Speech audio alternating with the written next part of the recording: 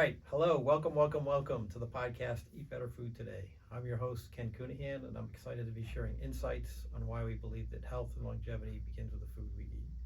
The goal of this podcast will be to inspire, educate, and enable folks to live a healthier life and do it affordably. My wife and I have been on this journey for over 10 years and continue to work on it every single day.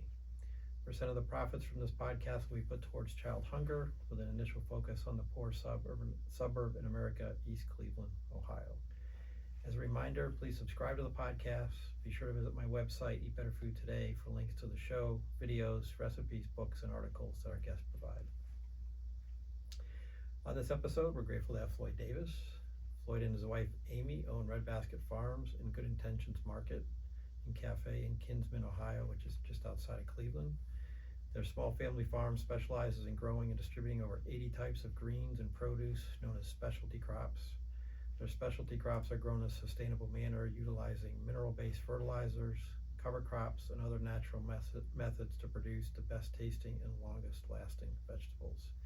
In this time of year, those 80, everything I've got a website that I'll talk about at the end, but it's like you can go out and get 60 to 80 fresh vegetables like today. Which is incredible. I mean, it's like the best time of year in the Midwest. Yeah, and it actually gets better as you get into the fall. Because good morning and thank you for having me on the podcast.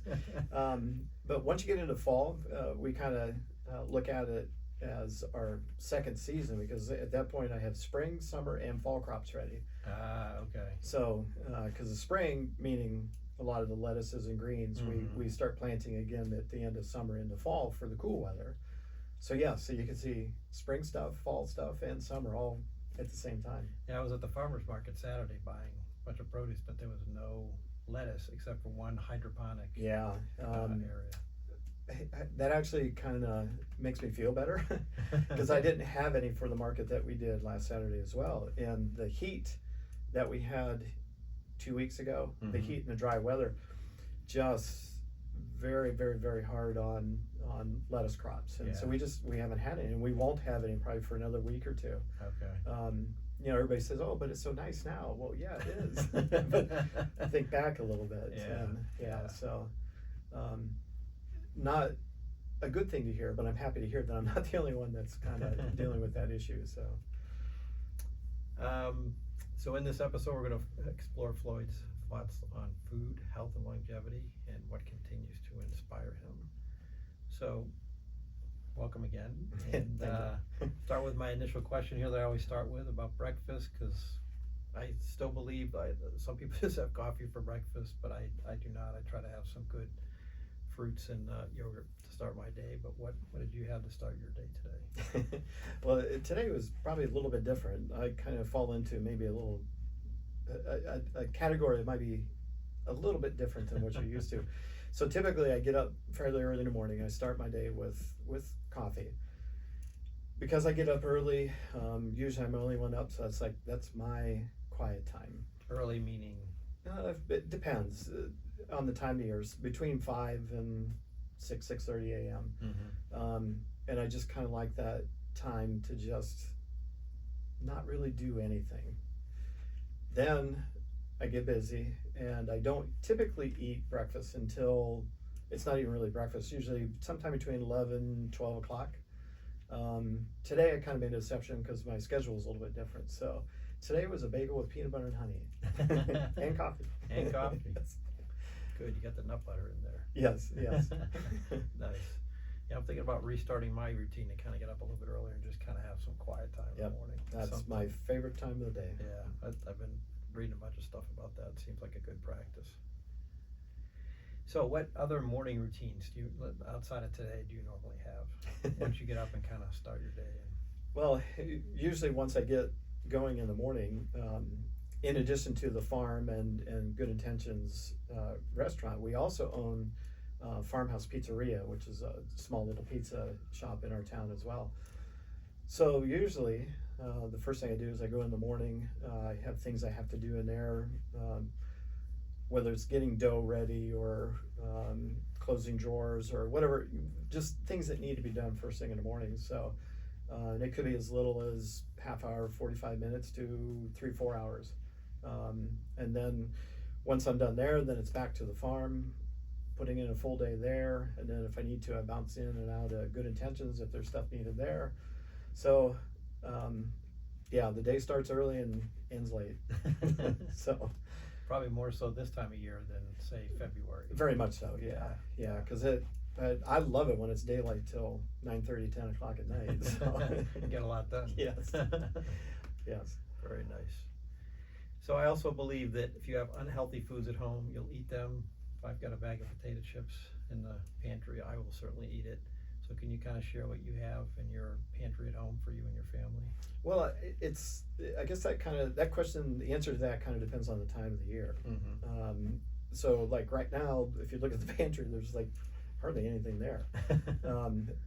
We feel very, very fortunate, and we are very fortunate that we can basically just walk outside and walk through the fields, walk through the greenhouses, and like a lot of times when it comes time to make dinner, it's like, oh, I'm going to go shopping, and you just kind of walk through and just pick whatever is ready and come back in and make it. So really this time of year, there's not a lot in there because we're fortunate enough to be able to just walk outside and have a variety of things that we can select. Nice.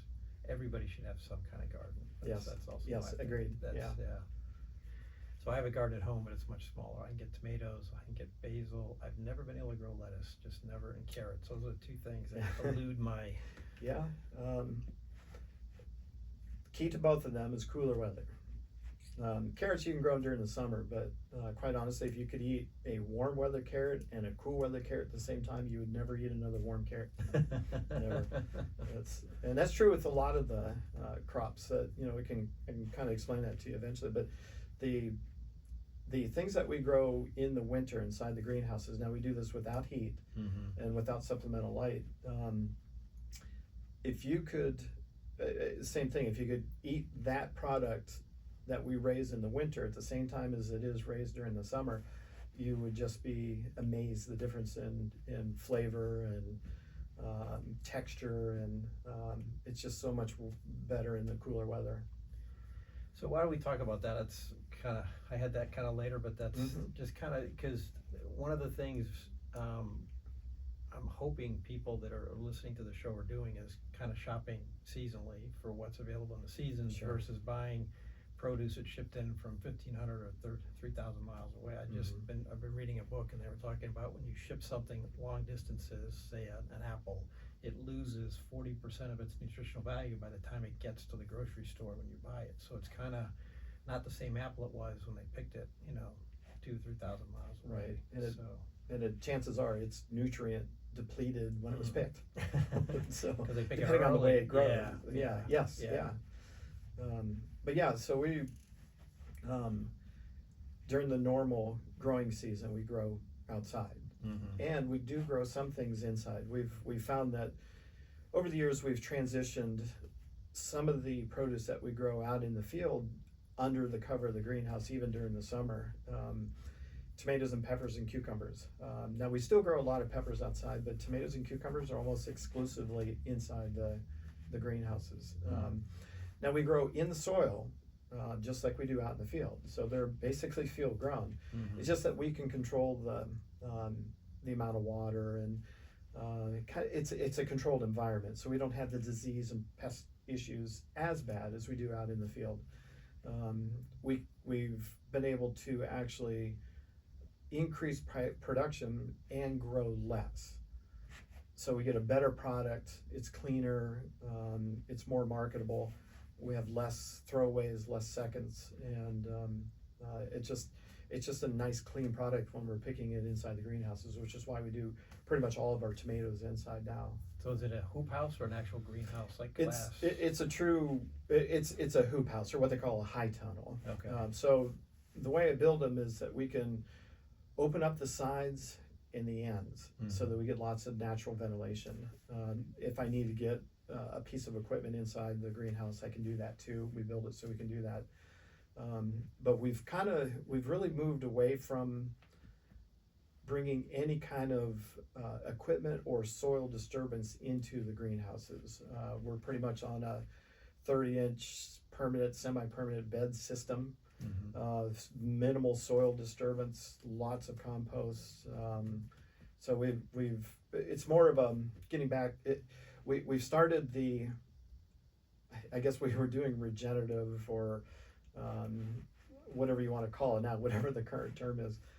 We were doing that years ago, and I moved into primarily just doing it in the greenhouse because it's easy. It's easier to do that type of farming practice inside versus outside. But we've kind of transitioned to, in our outdoor production, we're doing minimal tillage, really kind of changing some of the practices we have there to build soil biology. I mean, that's really what it comes down to. And why is that important? I mean, I've had a couple guests kind of talk about that. It's pretty much everything. I mean, I like to explain it that, I guess I'm not so much a vegetable grower, I'm a dirt farmer or soil farmer, because that's what we're trying to do is build that biology that's in the soil. And once you have that balanced or near balanced or as best you can, then what it does is it produces a healthier plant. A healthier plant makes healthier food. When we consume that, we're healthier. So it all starts at soil level. And we've always done that. I didn't quite really know why I was doing it or really understanding all the science and everything behind it. But a few years ago, started to really kind of look into that. And like I said, it's easy to do these practices inside. It's a little more difficult outside because of the seasons and the effect that the weather has on soil and stuff. Where inside it's much easier. So we do little to no soil disturbance inside. We try to we cover the beds with some. We're transitioning away from plastic, but we do use plastic. But it's not even really plastic. It's biodegradable. So it's a product that does break down. But we're transitioning away from that to just using compost on top of the beds as a means of mulch, which we used to do years ago, but kind of got away from that. So yeah, I mean, it's all about getting back to healthy soil.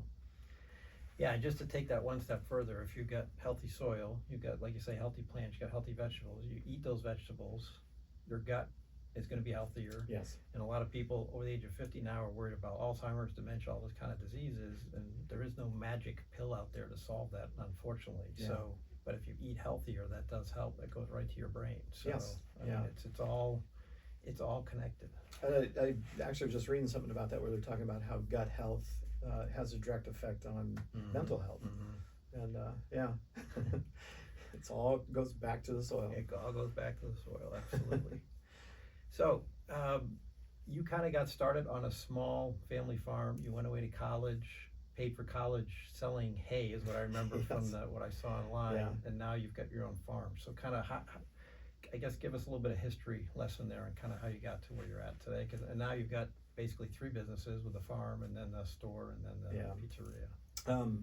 Yeah, basically I grew up on a farm, even though we didn't farm it. My parents, prior to me coming, they did farm, but then when I was a kid, they leased the farm out to a neighbor who planted corn and soybeans. That was the thing you did back then. I specifically can remember them pushing out all the fence rows and tree lines and plowing the whole thing and planting it in the corn.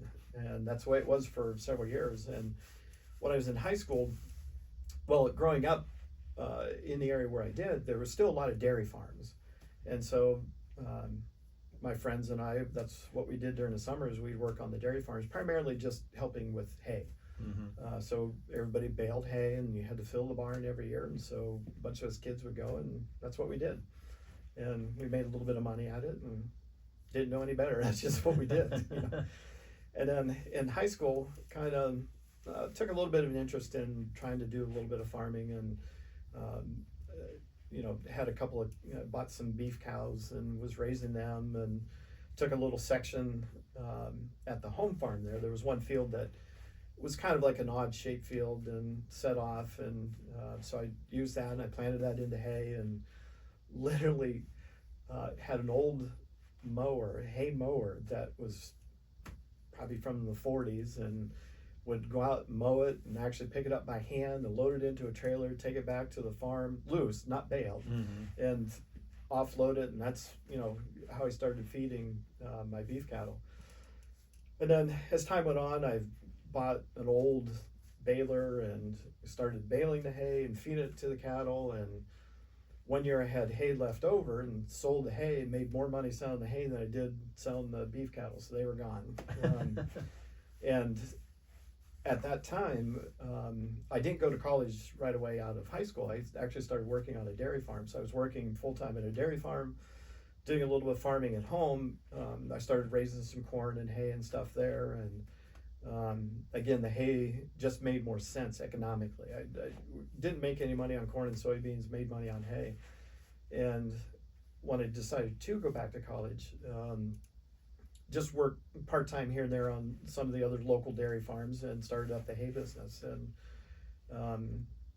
I had the home farm planted in the hay, and every place that I could find it, I would rent the ground and bale it. I'd fill every barn that I could full of hay, and I had a regular route, and all throughout the winter just loaded up.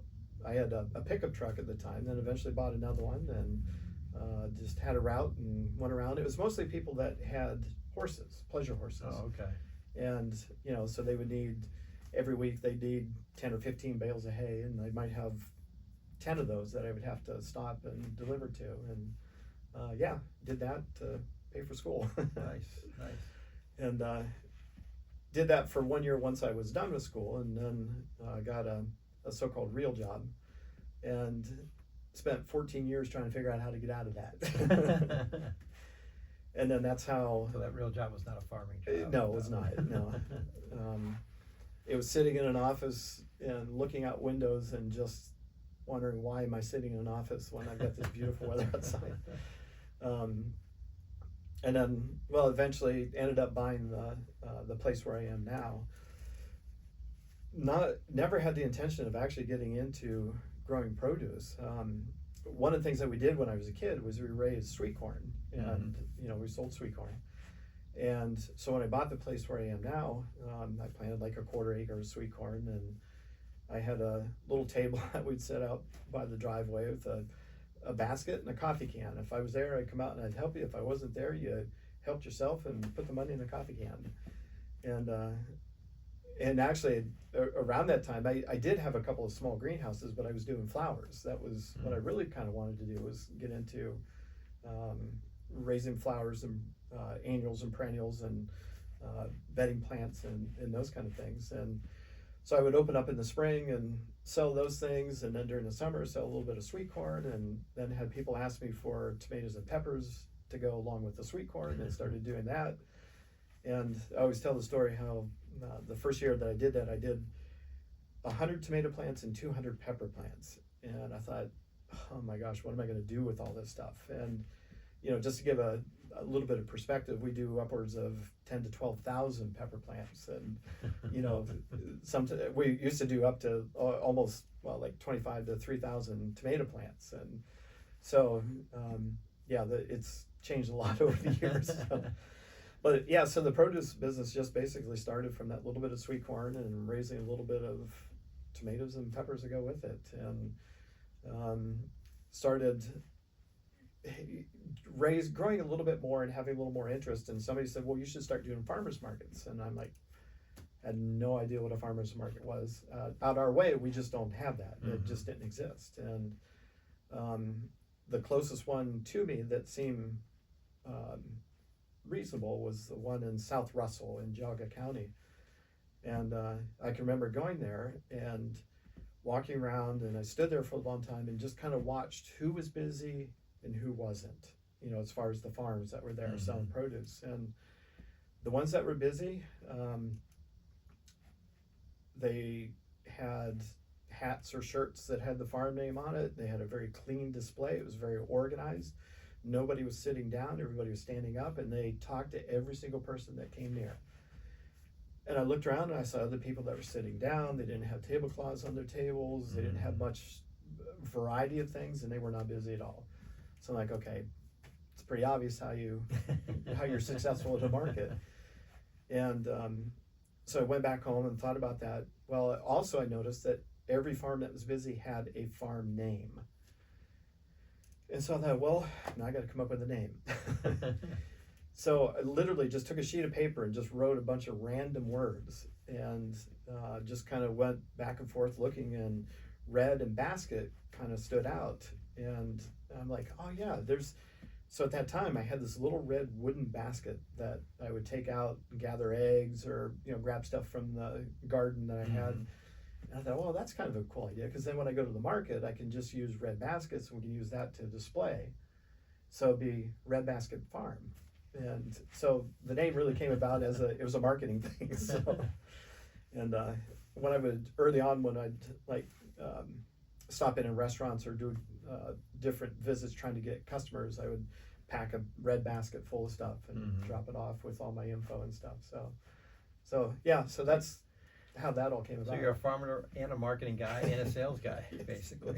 Well, I don't know how and a many mechanic and an electrician and a plumber, and yeah, that's a world of farming.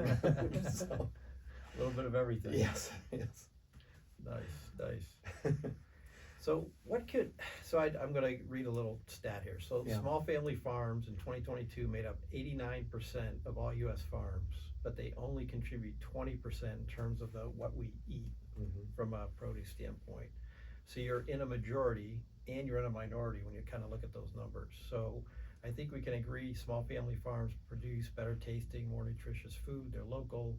So what can we be doing other than having this conversation about increasing that 20% to a higher number? I love going to farmers markets, because just like we're talking about, everything tastes better, but not everybody knows to go or has access to go, or there's a lot of reasons they don't go. But what are some of your thoughts on helping to, I guess, increase the sales footprint of small family farmers? Yeah, that's an interesting question, because I've been doing this long enough that I've seen cycles kind of come and go, and I've seen interest come and go in certain things. And when I first started, really at scale, getting to where we're growing enough product to be able to move at a lot of different places, everybody said, well, I need to get connected with a distributor to be able to distribute my stuff. And I did talk to a couple different people, and quite frankly, I just wouldn't make enough money at it to make it worth selling my stuff to somebody who just distributes it for me, or working with a broker, or working with a produce auction or something like that. So I made the decision to capture as many of those dollars as I could to bring back to the farm. So therefore, we did all the sales, all the distribution. I did all the deliveries and all that kind of stuff. Yeah, it's a lot more work, but it allowed us to really hold on as many of those dollars as we could. Now, farmers markets is a great way to as a farm to sell produce, but there's not that many of them. Like out our way, there's one. You have flea markets. A flea market is something completely different. I don't do those and won't do those, because and I'm not, this isn't a judgment against anyone, but most of the produce that comes into those kind of things it's a reseller. It's just somebody buying stuff somewhere and bringing it in and reselling it, rather than growing it and then selling it on their own. If you go back 2008, 9, 10, around there, I sat in on a lot of groups that talked about local food distribution, food hubs, food sheds, all these different things. I can't even tell you how many hours I spent with these different groups talking about these different things. And the bigger point is, I can't tell you how many hundreds of thousands, not millions of dollars, that I saw go to these groups that were discussing how we were going to make local foods accessible. All those discussions almost never included the farm. So if a portion of that money that was spent discussing how we were going to develop all these things would have been made available to farms like us, I think you would be talking about how successful we've been at distributing local foods. So you can talk about it, you can do it. There's two things. we talk about it a little bit, but then we do more of just doing it. It's difficult because it's local foods, it has the perception of being more expensive. Now, in some ways, yes, it is, but we can be competitive with some of the bigger distributors. Not on everything, but on some things we can. There's some things that are commodities, like potatoes and carrots and onions that, they're just grown in such volume, it's really difficult to, compete on price. So I've never, when we worked with our restaurants and schools and universities and wholesale and everything that we did, we never, ever competed on price. We competed on quality and service and, that kind of thing. Because that just, if you're trying to compete on price, you're comparing two different things. Right. It just, when you're looking at the quality of what we produce. We've worked with grocery stores, and they buy some stuff, but it's never consistent. Restaurants are very consistent with us. Prior to COVID, prior to 2020, since 2020, the whole world, everything's completely changed. Our world, as far as in the produce growing and the farming region of it. So do you still distribute to restaurants? Or we still do, but on a much smaller scale than we did. Okay. Mainly because most of the restaurants that we supplied don't exist. They're gone. You've interviewed some of the chefs that we used to work with, that the restaurants that we sold to that aren't there anymore. So it's changed. It's changed a lot, and it's kind of it's weird.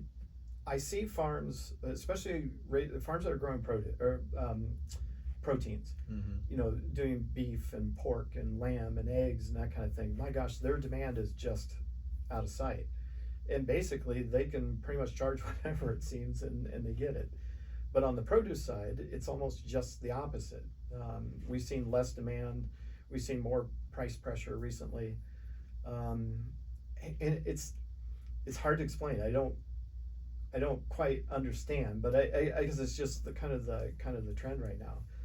So our farm to school program, we had a farm to school program that we ran for several years, and in 2020 it was eliminated because it was part of it was the thinking at the time was fresh food was not safe. Okay. So the schools had to buy canned, frozen. They could no longer bring in apples because a kid might touch this apple and then the next kid touches that one and he takes it, and it didn't make any sense to us, but nothing did at that point. But what we're seeing is that we now have an interest in the farm to school program. We're starting to have people reach back out to us. I have a meeting coming up where we're going to be talking to some folks again. So it's always a struggle trying to get local foods into different avenues, whether it's restaurants, whether it's schools, whether it's grocery stores, whether it's direct to consumer. Some places farm stands do really, really well. Out our area, it just doesn't. But we're in a more rural area, so that kind of it's kind of unique, which is why we shipped all of our product out. We had a little bit of a local demand, but not much. So how do you distribute today? So you're kind of talking, you don't use a distributor, you do it all yourself. Yeah. You're talking about tens of thousands of plants, so you've got a lot of produce. Yes. So how are you getting that to people that want to buy it, I guess? So we still pretty much just work with like chefs and some of the customers that we did before. Now we do work with individuals and families through we call it My Fresh Basket. It's our variation of community supported agriculture, the CSA program. I guess kind of stepping back a little bit, when I was putting together the program to work with with chefs, one of the things that they talked about is that they wanted to work with farms, but there were two issues. One was communication, one was consistency. And so we figured out the workaround on those two items. So we figured out a way that was simple and easy to communicate. Smartphone text. No emails, no sending out sheets, what's available and all this. Nope, I send out a text, say, here's what I have available this week. When they have time, they send back to me and said, this is what I'll take. it's very clean, very simple, very easy for both of us. We do things a little bit different too, in that we pick to order. So when I get an order in, we don't walk into a cooler, take stuff that was picked 2, 3, 4, 5, a week ago, whatever. Okay. We pick to order. So when I get an order in, we pick it, wash it, pack it, ship it same day, typically. So you're shipping, not hand delivering. Correct. Okay. Well, we hand deliver. I ship it. I hand deliver it. Okay. So yeah. The So shipping is you. our distribution system basically is our big red van. Okay. So when I get an order in, we pick that order, we wash it, we pack it, we load it in the van, and then I deliver it. Mm-hmm. When we were really busy, we had thought about hiring a delivery driver to do delivery so it could free up more of my time to farm. Mm-hmm. We ended up not doing that because when I deliver into a restaurant and I walk into the cooler, I look and see what all's in that cooler, and I look at what I'm delivering. And if I have some of this stuff over here that I see in the cooler that they're not buying, guess what? I'm going to be talking to the chef. I'm going to be talking to the person that's buying produce. I'll talk to the dishwasher. I don't care who it is, 'cause somebody's going to have me, be able to point me in the right direction. Mm-hmm. And so I was able to really increase our business by doing that. And it just kind of it's that personal connection with the chef or whoever it is that you're working with that's Mm-hmm. buying the produce. If you walk in and have that conversation with them and get to know them well, chances are they're gonna continue to buy from you. So it's building those personal relations, and but it's work. I mean, you're not only growing it Mm-hmm. from seed to plant to picking, then you're washing it, you're packing it, loading up the van, making the deliveries. For a while there, we went 2 days a week. We went one day to east side of Cleveland, second day was downtown west side. So yeah, it makes farming difficult when you're not there. But you know what your customers. I mean, if you're going through a distributor or just throwing it on a truck or putting it in a box and UPSing it, you're not getting that relationship. Correct. You don't know what they need. That's an important. That relationship, I think, is what built our business. Yeah. Being able to walk in and I mean, we still, converse with some of these folks that, 15 years later, it's like one of the original chefs that we worked with is like a really good friend of ours. I mean, when Amy and I got married, he actually cooked at our wedding. so that's the kind of relationships that we built with the people that we worked with. So well, that's part of the longevity. That you gotta eat well, you gotta exercise, but you also have to have good relationships too. So that's all part of the circle there. Yeah. So the whole local food thing it's an interesting conundrum, so to speak. But it can. I mean, you're proof it can be done, and you're getting into kind of tangential businesses with the market and the pizzerias. So it's not. It is possible. Right. I mean, it's you don't have to go to a distributor. You're proving that. Yeah, and again, it's not easy. It's not for everybody. I get that. Mm-hmm.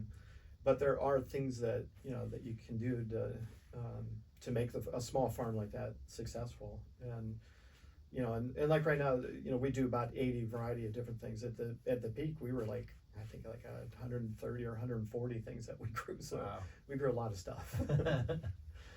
Very nice. So what about spoilage? How do you handle? I mean, do things go bad? Do you have a secondary market, or kind of how's that all work for you? It's funny. I've been asked this before, and we never really had a lot of seconds or things that we didn't have a home for. The only thing that we really had that were considered seconds or not prime stuff that I would ship out would be like tomatoes. And then we have at that time I had a few of our restaurant accounts that would preserve. They would can and preserve those kind of things. So that a lot of times they would take bushels of tomatoes that were not pretty, but they were really good. We do have some folks in our area that will come in and buy canning tomatoes, and onions and peppers and hot peppers in particular. But we just don't have a lot of that kind of stuff. And one of the things that I would try to do, and we got pretty good at it there for a while, is that we can plan what we grow based on our demand. So that way, I mean, I see a lot of small beginning farmers make this mistake where they just go out and plant all this stuff. And like, okay, now I've got all these things, what am I going to do with it? Well, you should do just the opposite. Yeah. You need to find a home for it. You know, you may not know exactly, but if you know that you've got 2 or 3 customers that are going to buy tomatoes, then okay, you can plant a decent amount of tomatoes to be able to supply them on a regular basis. Getting back to that consistency with with the chefs in particular. So it's, we've been lucky in that a lot of times we just don't have a lot of excess, and we were pretty good at moving everything we had. Nice.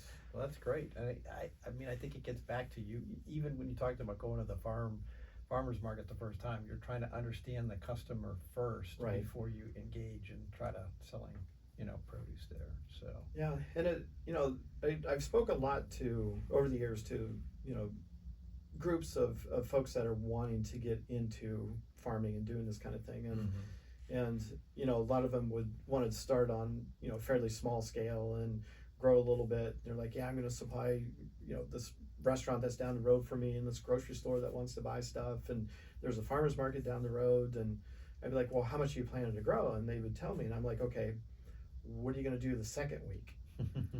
Because what you're planning on growing there will probably get you through about 1 week of supplying all those people. And then what are you going to do? So you need to think scale too. If you're starting out, if you just want to do a farmer's market so you can sell everything you have, to kind of understand how to scale and how to make sure that you have that consistent product. That's a challenge. So there seems to, so this is kind of back to the whole small farm thing, but there seems to be a movement underway. You talked about regenerative farming. You've been doing it for a long time. Now it has a name and people are talking about it. So there's some conversations going on. I was in DC a couple of weeks ago, and they actually had like a session on Capitol Hill, and they had all these people from the government agencies, and then they had a lot of individual organizations that are trying to do stuff in the food space. So in one example, a grocery retailer called Giant Food, it's not in Ohio here, but they're actually putting dietitians in grocery stores. So when you're going grocery shopping and you're like, well, should I buy this vegetable? Kind of trying to decide what to buy, they can kind of help you based on, what a healthy diet looks like. Because you're just not gonna spend the time if you can't have a conversation in the store. So. Right. So kind of with all that said, there seems to also be kind of this regenerative farming movement, in my opinion, and there's also a lot of conversations about food as medicine, which we talked about kind of the gut and the brain. But any thoughts on food as medicine, or do you get involved in any of those conversations? Or not really. I mean, other than just personally, just reading and trying to, I just want to learn as much as I can about all that kind of stuff. But yeah, never really pursued that part of it. And something that just kind of stood out to me about what you were saying in your trip to DC, how you had the government and certain food groups and that kind of stuff. Again, who's missing? The farm. There were no farmers there. Yeah, now that you say that, it was every single time. Yeah. So how are you gonna promote those healthy foods? How are you gonna do all that stuff if you don't have it? If you don't have people on the farm side that are growing it at scale to the point that you can get it into these giant grocery stores or whatever to so there's always that missing link. Well, they're taking it on. This is an organization called Food Tank. They're taking it on the road, and they're actually going to do a conference at the end of this month in Iowa. So it's a lot of farmers that are going to be there, and they're also bringing government organizations. But your comment about the protein versus the vegetables, it's all protein producing farms that are going to be part of that conversation. That's the easy part. It's easy to do that on the protein side, versus in my opinion, having farm. I've done all that. I've raised beef, I've milked cows, I've done all kind of stuff, and you know,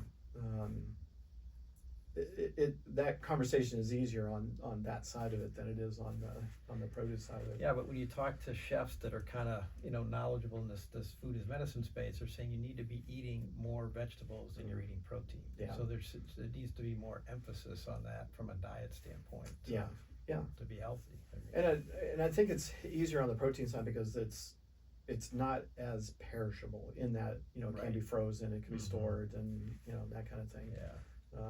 Where that's not quite as easy on the other side. Yeah, but we've always had a garden, and saying if I've got a lot of produce at the end, I'll just can it, keep it so I can have it, freeze it, make it in a sauce or something, pesto, whatever, and I've got it all winter. So there are ways. Yeah. Any thoughts on ultra processed foods? Do you ever kind of think about, because that seems to be 60, depending on what you read, 60 to 70% of the American diet now is not what we're talking about. It's ultra processed foods, which is not good. Well, that gets back to the conversations that people have and comments that I hear about how, when it comes to commodity farming, meaning corn, wheat, and soybeans, how that has to be supported because we have to feed the world. I've asked, and I've yet to have a person answer this the way that I'd like him to answer it, of farms that raise corn and soybeans. I said, when was the last time you went out and pulled a whole big handful of those ears off of that corn and took it in the house and ate it? When was the last time you took a bushel of your soybeans in the house and ate it? You're not growing food, you're growing processed food. So that gets back to what you were saying, highly processed. So all that corn and soybeans that are being grown, it's being pressed into oil and processed to make all this junk food. So it's not really food. And the people making the profits there are not the farmers; it's the upstream companies. To be quite honest with you, I don't know how. This may be kind of a regional thing in our area here. People that raise corn and soybeans, how they make it now. In our area, I know how they do it because they're doing it at scale. They're very, very large farms that are farming literally thousands of acres. But for somebody like say I wanted to get into raising corn and soybeans, and maybe I had 100 acres that I could do it. You'll never make money. I mean, that's a loser right from the start.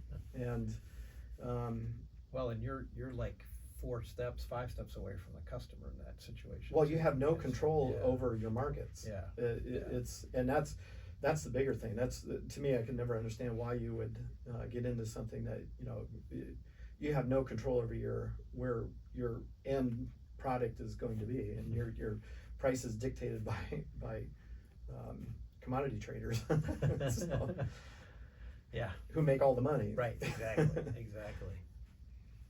So I mentioned at the top of the show, but one of my passions is health and nutrition as it relates to children. You kind of mentioned you were doing that, got it out of it, so I think you're getting back into it or looking to get back into it, because it does seem to also be a movement of trying to get kids to eat healthier. My wife's a teacher, and I know they want to get more nutritious food in the schools because the kids learn better. I mean, other than the ultra processed stuff we're just talking about. So what are you doing or want to do in that space, I guess? Yeah, we had a pretty active farm to school program, and actually it was most of the product that we worked with came into Cleveland, and it unfortunately kind of faded away there for a little bit. But now we're seeing an interest again in this same program, and it's interesting in that at that time when we were putting it together, and it was pretty active from like around 2010 through 15, 16, the schools were really interested in it, and there were certain chefs that worked for the schools that had an interest in it, and we worked with them to figure out ways of incorporating what we grow into what they feed the kids. And to do it in a way that was affordable for the school, but still allowed us to make some money on it, because quite frankly, that's why we're here. This is what we do for a living. We have to make money at it. And so a perfect example of that is that one of the chefs that we worked with, he would take some different vegetables, but it was like eggplant and different things like that, and he would roast that and then blend all that in with the ground beef that he had to make the hamburgers that he was serving the kids. And they didn't know why it tasted so good, but they were like, oh my God, these are like really good. You know, so there were a lot of things that we did in working with either the chef or the food service directors or whoever was in the schools to kind of help them incorporate different things into the cafeteria that was coming from the farm. And it takes some creativity on their part.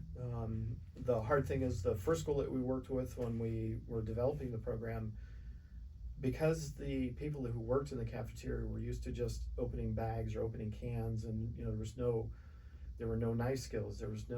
Nobody knew how to chop stuff up. Yeah. And so they literally had a knife skills training for the people that worked in the cafeteria, so they could teach them how to actually process fresh food.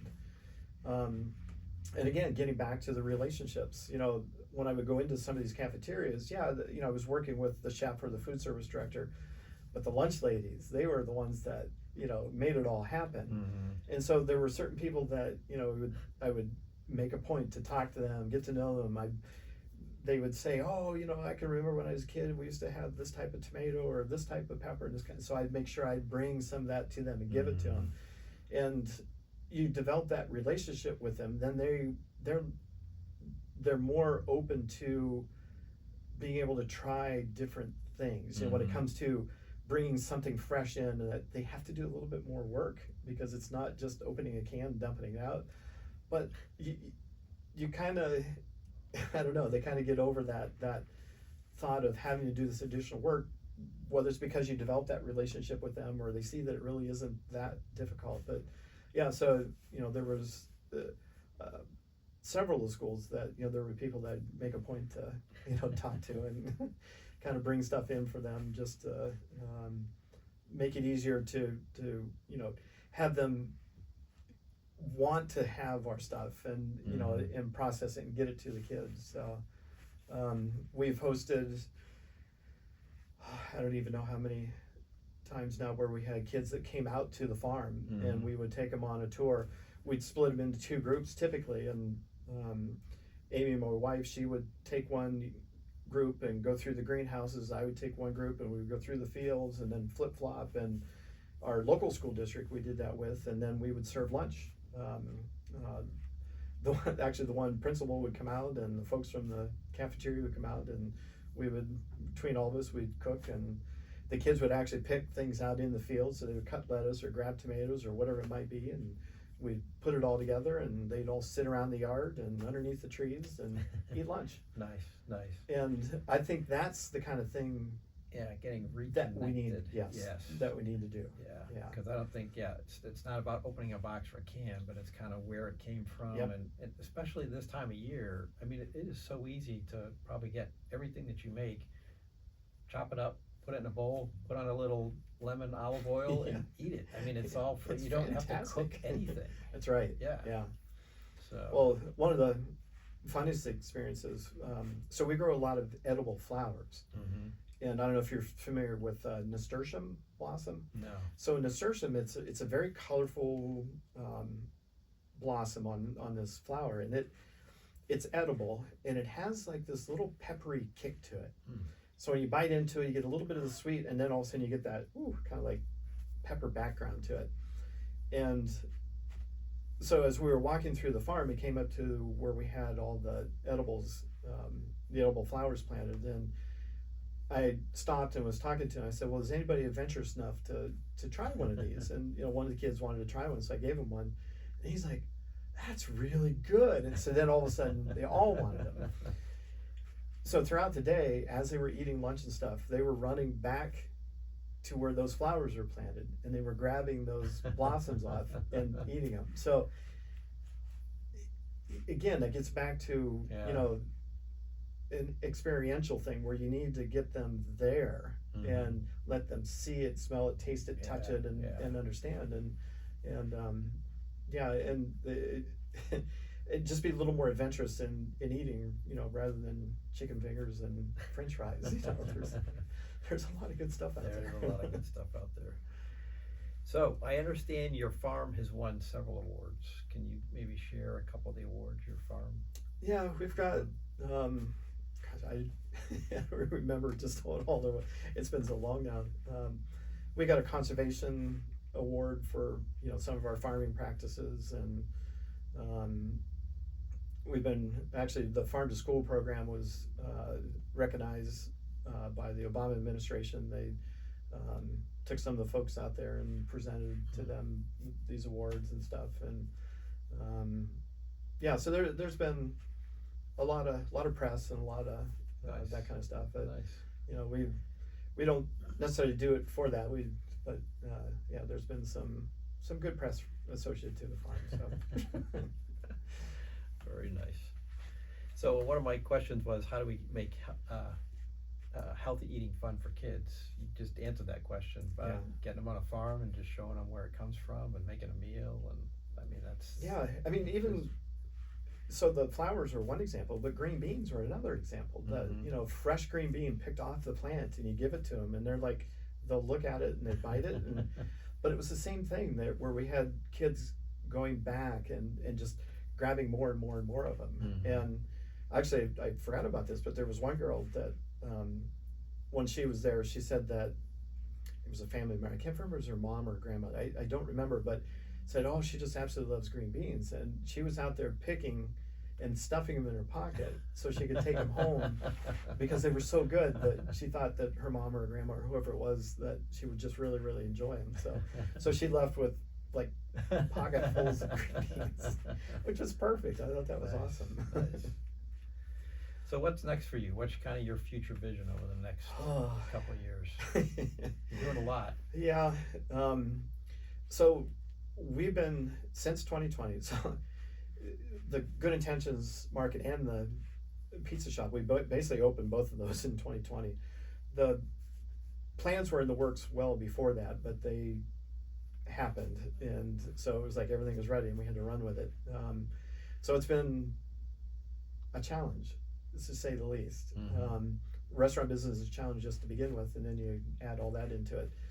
So because we were doing all those things, and partly, that was part of it, but then a lot of it is because a lot of the customers that we dealt with, a lot of the restaurants, they're gone. They just don't exist. I think we were up to about 16 different restaurants in the Cleveland area. We had 5 school districts. We had Case Western Reserve University, and it just literally overnight disappeared. Literally, it was all gone. And so we kind of took the focus off of the farm and really kind of focused on the other things that we were working on. And we've kept the farm going. We kept doing stuff, but my time was really being pulled in different directions. And we've noticed, it was a little bit last year, but it's specifically this year, that there's been a lot more interest in the farm again. Mm-hmm. So that's been kind of my focus this year is really, let's get back to our core. Let's get back to what started all this. Let's get back to really, growing really good, healthy stuff again, and let's try to build that part of what we are back up. Mm-hmm. And so I think as we move forward, the focus is really going to be on the farm. And I've had some interesting conversations over the last couple of months with some folks getting back to the question about local foods and trying to develop that and Mm-hmm. develop more interest. And we're having some conversations about some things that they would like to do. And so I think the focus over the next couple of years is really going to be back on the farm and what we can do there, and really kind of started raising the awareness again about what we do and why we do it and how we do it. Mm-hmm. So, well, I think what you're doing is great. So I would say keep doing it and keep educating more farmers on how to kind of do it from customer back to the soil. So that's important. Yeah, it all goes back to the soil again. So any final thought before we get to the recipe? I think programs like this are critically important in trying to raise that awareness that we were talking about, and I think this kind of thing didn't exist 10 years ago, 12 years ago, when we were really kind of starting out. So I would go out and I would talk to groups. It might be a group of 10 people, it might be a group of 300 people. When I was traveling to Columbus, Cleveland, Sandusky, travel around all these different places where I can come here, do this, put some information out, and I mean, virtually it's endless the amount of people that it could reach. Right. So I think these kind of things and this kind of approach, I think, is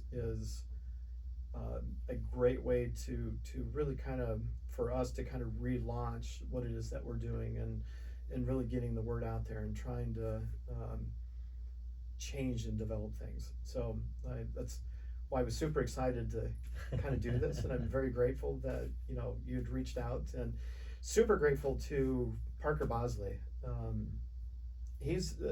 I met him years ago, and we've kind of maintained contact, and actually, now that I said that, there's another person that has worked closely with Parker, Mary Holmes.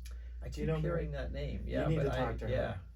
Yeah, probably the third or fourth person that's mentioned it to me. She so right prior to when I was looking at getting into produce production, I don't remember how I came across this, but there was a paper that was written. It was called Entrepreneurial Farming and the Impact It Would Have on Northeast Ohio. It was a paper that was written about this, and it was all about small farms, doing basically what I do, and selling at markets and working with restaurants and that kind of thing. And I remember reading it, and I'm like, I can do that. And it was written by Mary Holmes, and I saved it. I printed it off, I saved it, and at that time I was doing a farmer's market in Tremont, and this lady came up to me, and we were talking and stuff, and she introduced herself, and she said, "Oh, I'm Mary Holmes." I'm like, you got to be kidding me. So I told her the whole story, and how I got started, and I read that paper. I actually have it laminated. And so Mary and I, we still talk, we still converse, and stay very active. But her and Parker, I think, were instrumental in the development of the local foods and the local food movement in the Cleveland area specifically. And she's very interesting. She is I can't think of the term for it, but she's at Case Western Reserve, and I've talked to her class several times, and we go in and explain to them about what we do, and that you can make a living at farming. Talking to all these engineers from Case Western Reserve about farming. So. Well, look at Trevor. He's an MBA student from Case, and actually, I was probably one of the very first farms that worked with Trevor when he first started. So I met him at a trade show out in Sandusky, and I think we were one of the first 8 or 10 or so farms that he bought from. So Nice. yeah, Nice. so well, maybe you could share Mary's contact, because I think Yes. I've tried to look her up and I've not been successful. I will do that, and Yeah. she would be more than happy that I would send that info to you. So Great. All right, so what recipe did you bring? Well, I thought about this, and my wife and I kind of talked about it a little bit, and I think I have a couple of different things I'd like to talk about. So for me personally, this time of year especially, my favorite is a hamburger on the grill. But and again, and if you can source stuff, whether it's from a grocery store, or from a farmer's market, or from a farm stand, or whatever it be, my favorite is hamburger on the grill and grilled asparagus when it's ready. Then it's the hamburger on the grill and grilled zucchini when it's ready. And then when our onions are ready, then have that along with it. And then the grilled hamburger and grilled eggplant. Eggplant on a burger is fantastic. Yeah, I've never had that. I have so many things that I like. I had a really, really hard time kind of narrowing it down, but I'm trying to think of something that would be easy to do at home, but yet still trying maybe some things that you wouldn't typically do. I mean, you wouldn't typically think about grilling an eggplant. No. I did them on the grill, but we now have one of those flat top griddle things, which makes it much easier. It's fantastic. I mean, it's really, really good. And then Amy said, well, we should talk about how something that's simple and easy that could feed a family of four affordably, but is still very good and very nutritious. One of the things that we like to do is when zucchinis are ready, you take the bigger ones, you scoop them out, you add that flesh from the inside to ground beef, ground turkey, ground chorizo, sausage, whatever you might like, a little bit of onion, pepper, cook all that together, stuff that back into the zucchini, throw that in the oven, roast it, top it with a little bit of, whatever your favorite cheese is. That is fantastic. And you Sounds can really good. Yeah. And you can source most of that stuff, again, if you visit a farmer's market or grocery store, obviously, or, from a farm stand.